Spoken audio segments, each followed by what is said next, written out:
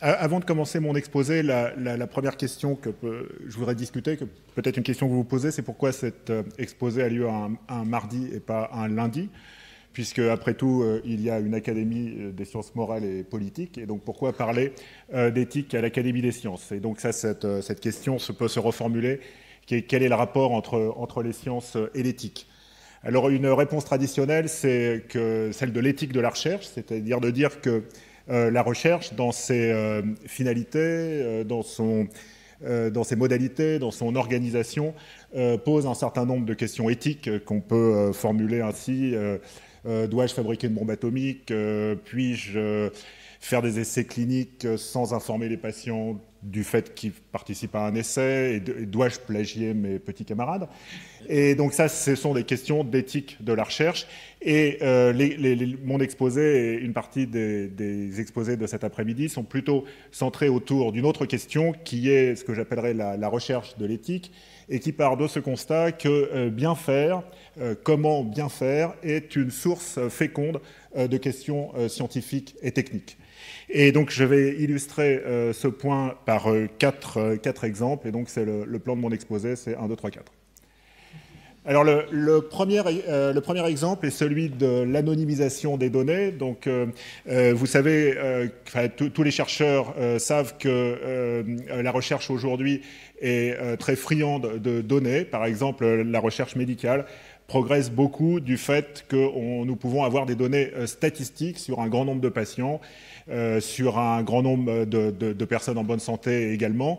Et donc, dans des domaines comme la santé publique ou l'épidémiologie, le traitement statistique des données est devenu une manière essentielle de faire de la recherche. Mais il n'y a pas que les chercheurs qui s'intéressent aux données. Par exemple, l'administration des hôpitaux s'intéresse également à avoir des statistiques sur les patients qui ont été soignés dans ces hôpitaux. Alors bien entendu, comme ces informations sont des données sensibles, ce sont des informations médicales, les dossiers médicaux des patients, on souhaite que ces informations soient utilisées sans que cela mette en péril la vie privée des patients. Donc là, la valeur qui est associée ici est celle de respect de la vie privée. Et donc ça nous amène à nous demander comment anonymiser ces données. Et si on prend le mot anonymiser au sens propre, ça veut dire supprimer le nom des personnes des données collectées, en général le nom de famille. Mais l'exemple que je donne ici vous montre que si on vous parle d'un compositeur qui s'appelle Wolfgang Amadeus Biep et qui est né à Salzbourg le 25 janvier 1756 et qui est mort à Vienne le 5 décembre 1991, sa vie privée n'est pas tout à fait protégée parce qu'il est assez facile de réidentifier, de déanonymiser ces données. Voilà, alors vous pouvez me dire tout le monde n'a pas composé un Don Juan et un Così fan tutte, donc même ce problème s'applique à un petit nombre de personnes. Alors en fait, ce n'est pas tout à fait le cas, parce que si vous multipliez 2 par 30 000 par 100 000, vous obtenez 9 milliards. Et ça veut dire qu'il y a 9 milliards de combinaisons de 3 informations qui sont le genre d'une personne, sa date de naissance et son code postal. Et comme nous sommes 60 millions de personnes vivant en France, nous sommes 100 fois moins de personnes que de combinaisons. Et donc, la plupart d'entre nous sont identifiés exactement par ces 3 informations, leur genre, leur date de naissance et leur code postal. Alors, sauf par exemple si pour les baby-boomers qui vivent dans un arrondissement très peuplé de Paris, il se peut qu'il y en ait 2. Bon, mais en général 87% par exemple des personnes qui vivent aux États-Unis sont identifiables par ces 3 informations. Donc, même si on supprime le prénom, même si on supprime beaucoup d'informations, on s'aperçoit qu'on peut toujours désanonymiser les données. Et donc ça a mené à l'émergence d'un champ entier en informatique. C'est un sous-domaine de l'informatique qui étudie des algorithmes qui permettent de brouiller les données. Et ici, les mots-clés sont la notion de privauté différentielle, de differential privacy, qui est la notion de cas anonymat. Donc la notion de cas anonymat est relativement facile à comprendre. Une personne est cas anonyme quand, à partir des informations qu'on dispose sur elle, on peut identifier qu'elle appartient à un groupe de personnes formé d'au moins K personnes. C'est-à-dire quand on est un anonyme, on n'est pas anonyme du tout. Quand on est deux anonymes, on est presque anonyme. Mais quand on est 100 anonymes, bon, bah, les gens peuvent déduire qu'une information qui nous concerne peut-être l'une des 100 personnes d'un groupe auquel nous appartenons. Et donc là, nous pouvons dire que notre vie privée est protégée.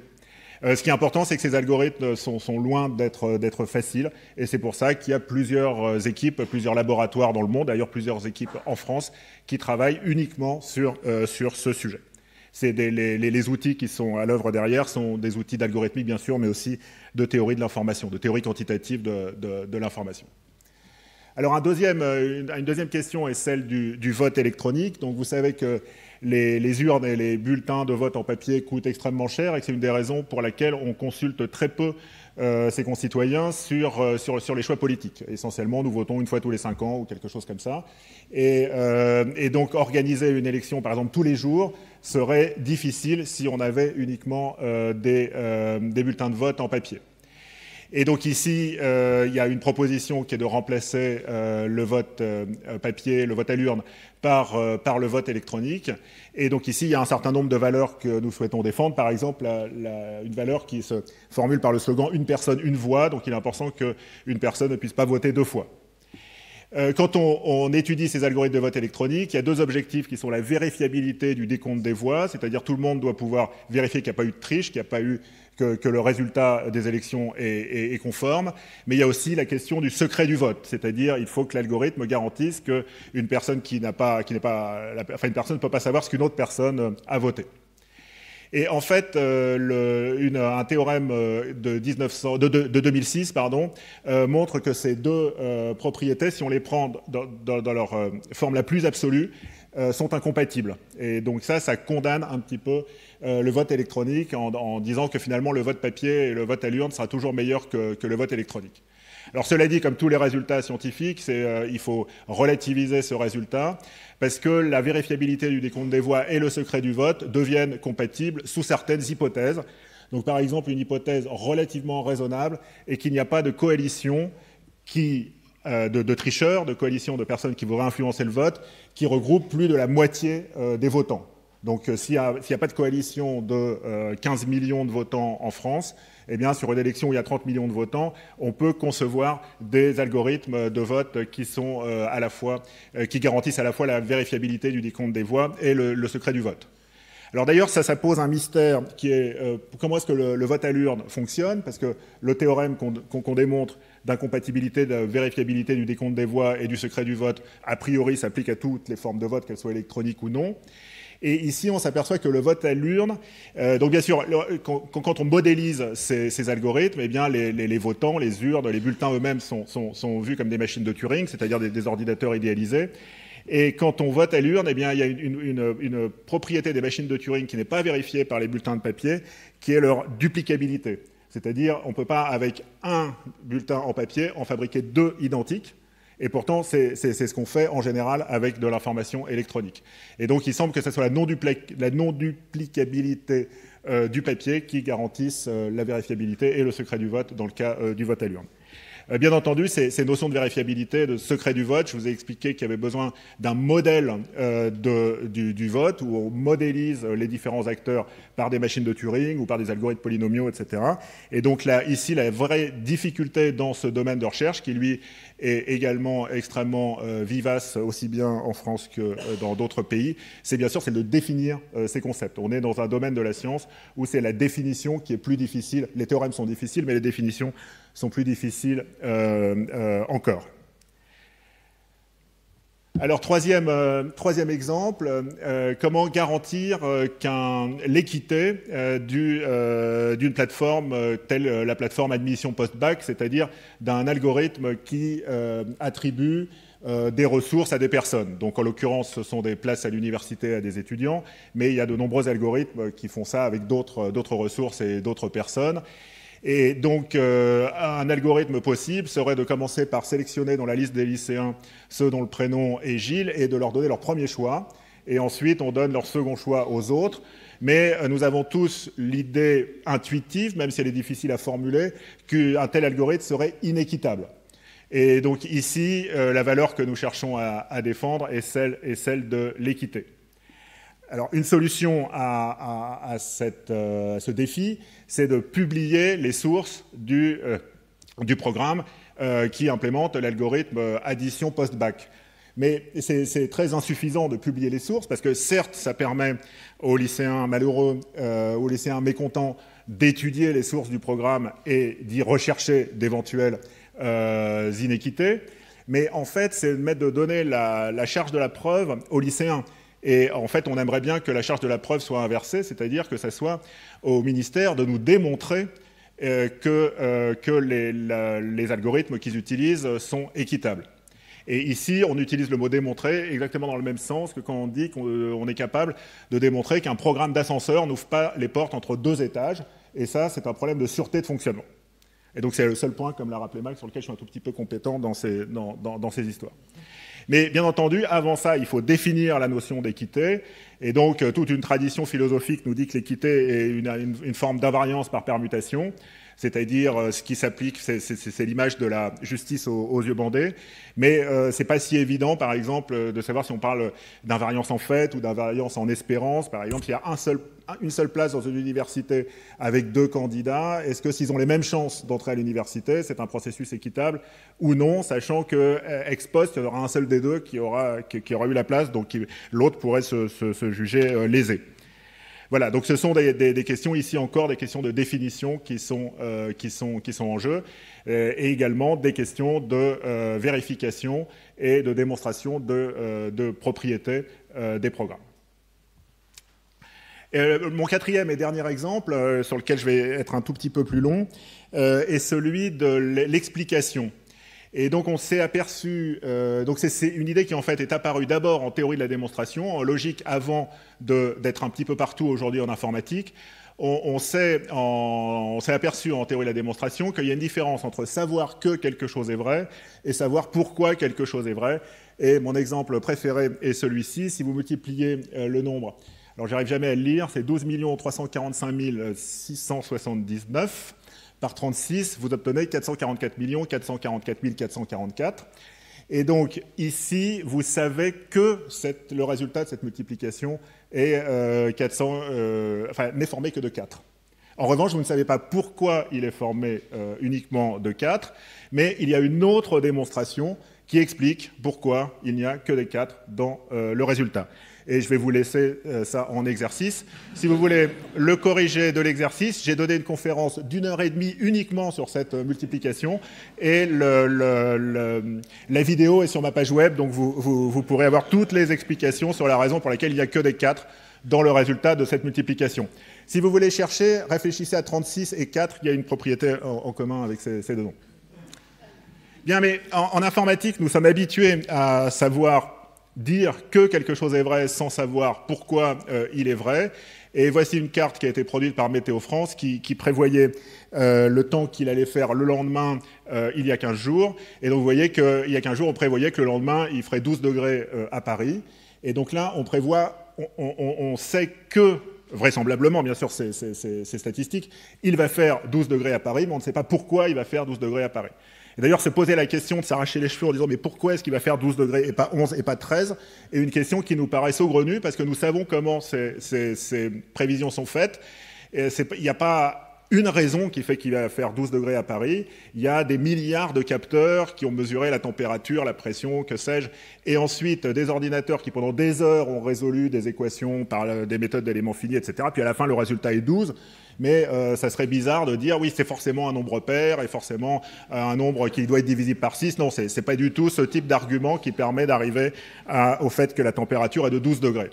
Donc là, nous sommes du simple fait de la grande quantité de données et de la complexité des calculs dans un cadre que nous savons que une proposition est vraie, mais nous ne savons pas expliquer, nous ne savons pas pourquoi elle est vraie. Alors, comme Gérard Berry l'a évoqué tout à l'heure, cette question de l'explication, qui était une question un petit peu académique réservée aux logiciens, eh bien aujourd'hui devient essentielle par le développement des algorithmes d'apprentissage. Donc, les algorithmes d'apprentissage sont des algorithmes qui servent à repérer des corrélations mais sans nécessairement expliquer ces corrélations. Donc face à l'expérience célèbre de Pasteur et des poules et du choléra des poules, eh bien, un algorithme d'apprentissage est capable de remarque qu'il y a une corrélation entre l'injection de bactéries provenant d'une vieille culture et la résistance à l'injection de bactéries provenant d'une culture fraîche. Mais en revanche, l'algorithme ne donne pas d'explication, et en particulier, dans ce cas-là, l'explication demande de faire intervenir un concept qui n'est pas du tout dans les données, qui est le concept de système immunitaire et de stimulation du système immunitaire. Donc on ne voit pas comment cet algorithme d'apprentissage inventerait la notion de système immunitaire pour nous expliquer, comme Pasteur l'a fait, la raison pour laquelle les poules qui avaient été en contact avec des bactéries provenant d'une vieille culture étaient résistantes à celles provenant d'une culture fraîche. Et donc, il y a toute une branche de... Alors, l'apprentissage est là, pour le coup, une branche énorme de l'informatique dans le monde, mais il y a une petite partie de l'apprentissage, de la recherche en apprentissage, qui est consacrée à la construction d'explications. Et c'est dommage que Stéphane Balan ne soit pas là aujourd'hui, puisque c'est un des experts sur cette question. Alors, pourquoi est-ce que ces explications importent du point de vue éthique ? Alors j'ai pris deux exemples ici. La première est que des algorithmes d'apprentissage sont capables de nous dire que à partir d'un symptôme, un traitement permet la suppression du symptôme. Mais ils ne sont pas capables de nous dire ni quelle est la maladie, ni pourquoi on a attrapé cette maladie, ni pourquoi le traitement est efficace contre cette maladie. Et il s'avère que les patients, en général, sont assez réticents quand ils vont voir un médecin, que le médecin leur prescrive un médicament sans leur donner ne serait-ce que le nom de la maladie dont ils souffrent et de leur expliquer un petit peu le mécanisme par lequel cette maladie est arrivée, par lequel elle peut être guérie. Et donc il y a des travaux de sociologues qui ont interrogé des patients, et apparemment les seuls patients qui sont prêts à prendre un médicament sans comprendre comment ça marche, c'est les informaticiens. Il y a aussi une autre raison pour laquelle l'explication est importante, c'est qu'il y a une tension en apprentissage entre le fait que les algorithmes qu'on construit par apprentissage doivent avoir un comportement éthique et le fait qu'on veut qu'ils apprennent à partir de données qui décrivent des comportements des humains, donc des comportements qui ne sont pas forcément éthiques. Donc par exemple, si on utilise un algorithme d'apprentissage pour apprendre quels sont les critères qui permettent d'accorder ou de refuser un prêt à une banque, à un client dans une banque, eh bien, si on se base sur les prêts qui ont été donnés par le passé, disons dans certains pays ou dans certains États des États-Unis plutôt situés au sud, on s'aperçoit qu'il y a une corrélation entre l'LBDO de la peau du client et le fait qu'on lui accorde un prêt ou non. On accorde un prêt plus ou moins facilement en fonction de certaines caractéristiques prétendument ethniques des personnes en question. Donc si on entraîne un algorithme avec ces données, l'algorithme va reproduire exactement le même biais, donc l'algorithme ne va pas avoir un comportement éthique, et là il y a une tension, on veut qu'il apprenne, mais on veut aussi qu'il ait un comportement éthique. Et donc une manière de résoudre cette tension, c'est de demander à l'algorithme une explication, par exemple une explication de la raison pour laquelle le prêt est refusé, et si l'algorithme dit le prêt vous a été refusé parce que vous avez la peau blanche, eh bien on sait à ce moment-là que c'est une raison qui n'est pas acceptable, et donc on peut comme ça forcer un comportement éthique de l'algorithme simplement en lui demandant de fabriquer une explication et un certain type d'explication. Et ici, on retrouve les valeurs de l'équité, de respect de la personne qu'on avait vues dans les transparents précédents. Sur ces deux points, je vous renvoie aux exposés de Laurence et de Serge qui vont suivre et qui vont développer ce point plus avant. Mais je vous renvoie également au rapport de la CERNA, au livre de Laurence et au livre que j'ai écrit avec Serge qui discute ces questions de manière plus approfondie. Alors, est-ce que cette situation est nouvelle, le fait qu'un problème qui vient de l'extérieur de la science et un problème qui vient un peu de questions morales pose des problèmes en science? Eh bien, c'est pas une nouveauté. Alors, il y a plein d'exemples, mais là, j'en ai pris un qui est relativement proche. Il y a 30 ans, il y a 40 ans, quand on parlait de sécurité informatique, on disait il faut que les systèmes d'information soient résistants aux attaques. Qu'est-ce que ça voulait dire? On n'en savait rien.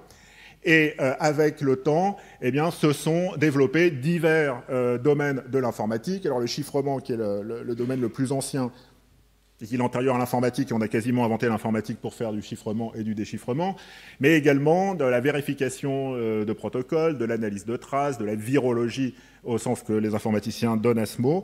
Et donc on s'aperçoit que la question de la sécurité des systèmes d'information a mené un énorme champ de recherche. À INRIA, par exemple, ça représente à peu près entre 15 et 20% des équipes de recherche travaillent sur des questions qui sont reliées à la sécurité de près ou de loin. Donc c'est un énorme champ de recherche et on peut penser que ça sera la même chose avec l'éthique. Alors juste un petit mot de conclusion. Donc je vous ai montré qu'il y a de nouveaux domaines de recherche qui émergent en informatique du fait de cette préoccupation éthique. Mais je voudrais aussi conclure sur le fait que cette contribution apporte aussi quelque chose à l'éthique elle-même. Il y a une tradition en éthique, qui n'est pas dominante en éthique, mais qui existe, qui était de formaliser les valeurs, les principes et les comportements en utilisant des logiques, principalement des logiques modales. Et on s'aperçoit ici qu'il y a une manière alternative de formaliser les questions éthiques à l'aide d'algorithmes. Et donc, il faut aussi à la fois voir les progrès pour la science, mais également les progrès du côté de l'éthique, si on veut avoir une vision complète. Merci.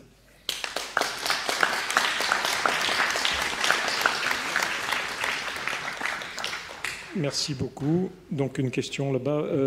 Présentez-vous aussi. Jacques Bordet, un ancien du CNRS. Quand on faisait le rapport sur l'informatique et éthique au CNRS, au COMETS, sous la houlette de Joseph Mariani qui est là, sur les rapports justement entre éthique et recherche, c'est-à-dire qu'est-ce que l'éthique pose comme nouveau problème à la recherche, qu'est-ce que la recherche pose comme nouveau problème à l'éthique, donc ce dialogue fructueux. Moi j'avais posé la question finalement, est-ce qu'il y a l'équivalent dans le domaine de l'informatique du clonage reproductif humain? En biologie, on avait décidé de ne pas savoir faire quelque chose parce que c'était trop risqué pour les problèmes éthiques que ça poserait pour vivre ensemble avec cette découverte. Et je me souviens, j'avais posé cette question-là et j'avais eu comme réponse à l'époque, mais c'était il y a 10 ans, oui, par exemple, la reconnaissance de l'image, la reconnaissance automatique de l'image, donc ça revient à la vie privée. Vous regardez un écran ou une publicité et on peut vous identifier à ce moment-là. Il y a 10 ans, on m'avait répondu ça. Je pense qu'on fait des progrès quand même sur la reconnaissance automatique de l'image et que ce verrou-là a peut-être sauté. Est-ce que vous pourriez nous dire si, à votre avis, d'abord, est-ce qu'il y a d'autres exemples en informatique qui seraient comparables au clonage reproductif humain de la biologie qu'on ne veut pas savoir faire? Oui, alors, donc ça c'est une question d'éthique de la recherche, donc c'est la partie dont je n'ai pas parlé dans cet exposé, mais effectivement je crois qu'on répondrait à peu près à la même chose qu'il y a 10 ans, c'est-à-dire une des limites infranchissables pour les informaticiens, c'est l'intrusion dans la vie privée des personnes. Et donc le fait par exemple de tout enregistrer, de tout écouter, de tout surveiller, et une espèce de ligne rouge que les informaticiens franchissent régulièrement, mais toujours avec réticence.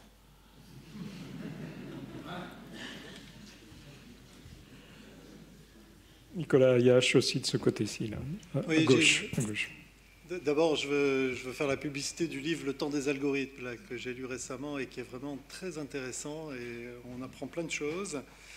Et alors, il y a un domaine également sur lequel on veut s'assurer de l'équité vis-à-vis du client, c'est le domaine des achats sur Internet. Et il peut y avoir un certain nombre d'algorithmes qui identifient le profil et qui proposent, par exemple, des tarifs plus ou moins intéressants selon qui on est, d'où on vient, où on habite. Est-ce que tu peux en dire un mot? Oui, alors ce sont la main invisible du marché. Nous amène à augmenter les prix quand nous nous adressons à des personnes qui ont moins d'alternatives parce que la concurrence jouant moins,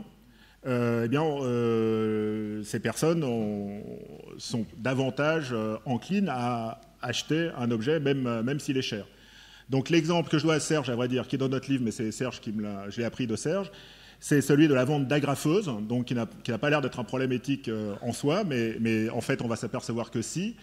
Les papeteries sont inégalement réparties sur les territoires, et donc certains magasins en ligne, naturellement, à partir de l'adresse, identifient la distance à la papeterie la plus proche et ajoute au prix de l'agrafeuse le prix d'un aller-retour à la papeterie au coût de l'essence ou je ne sais quoi. Bon. Et alors c'est une vraie question. Est-ce que c'est bien, est-ce que c'est mal? C'est une vraie question. Les gens sont contents, ils ont des agrafeuses, on leur envoie, ils sont prêts à payer ce prix de toute façon. C'est la libre loi du marché. Et d'un autre côté, il y a une petite voix qui nous dit, malgré tout, c'est pas quelque chose qu'on devrait faire. Voilà, donc c'est ce type de question, c'est des questions nouvelles. On ne peut pas dire aujourd'hui on a une réponse totalement définitive à ce type de questions. Une question de ce côté-ci. À gauche, présentez-vous. Merci, Monsieur le Président. Monique Patelou, je ne suis pas scientifique, mais je participe beaucoup à tout ce qui est éthique, déontologie, respect des données. Donc, je tenais à vous remercier pour la pertinence de vos propos et la richesse des intervenants comme des participants. Et je souhaitais avoir un éclaircissement et votre avis concernant le vote électronique, puisque à l'époque, le vote électronique avait été suspendu du fait que la machine et les programmes pouvaient être captés de l'extérieur pendant le déroulement du vote, à cause que la machine n'avait pas été contrôlée, que la pulsion des touches, lorsque vous aviez 3 députés à choisir, n'était pas la même et pouvait être captée de l'extérieur et renvoyée sur des smartphones et tout pour modifier le vote au cours de la journée. Alors, je souhaitais avoir votre avis si, grâce à des experts judiciaires avec l'INRIA et M. Laborie et M. Steve Jobs, malheureusement, qui nous a quittés, et la véracité de cette information. Et deuxièmement, je rappelle que le mois dernier, nous avons eu des informations qui ont été publiées dans des journaux spéciaux sur le juridique, comme quoi avec la défense, la marine, les organismes bancaires, différentes industrielles. Il y avait eu, au cours de l'année 2016, 738 000 intrusions dans les données. Oui, ça me pour paraît ce peu, secteur, 40% de plus que l'année 2015, une toutes les 40 secondes, et pour les particuliers, une toutes les 10 secondes. Je vous remercie de donner votre avis. Merci, monsieur. Merci pour cette question un peu longue. Hein, alors, je vais d'abord répondre à la seconde des questions. Des tentatives d'intrusion sur des systèmes d'information, il y en a énormément. Et donc, il y a une manière de les mesurer, c'est qu'on crée un faux système d'information qui n'a comme unique but de compter les tentatives d'intrusion sur lui. Donc, il n'y a même pas besoin de diffuser son adresse IP, puisque les systèmes d'intrusion essayent les adresses IP les unes après les autres. Et donc, on s'aperçoit que dès qu'on met en ligne un tel site, eh bien, les attaques commencent à peu près à la minute suivante. Donc, la question n'est pas comment vivre dans un monde dans lequel il n'y a pas d'attaques, il n'y a pas de pirates, et il n'y a pas de gens mal intentionnés. La question est comment se protéger contre ce type d'attaque. Et on peut dire qu'il est très facile de faire des systèmes qui se protègent très mal et qui se protègent très peu, comme l'actualité récente nous l'a montré. Mais il est aussi possible, disons, il y a une question technique qui est quelle est la qualité des systèmes qu'on a aujourd'hui, et puis il y a une question un peu plus théorique qui est est-ce qu'il est possible de se protéger. Sur la question du vote électronique, la question est un peu la même.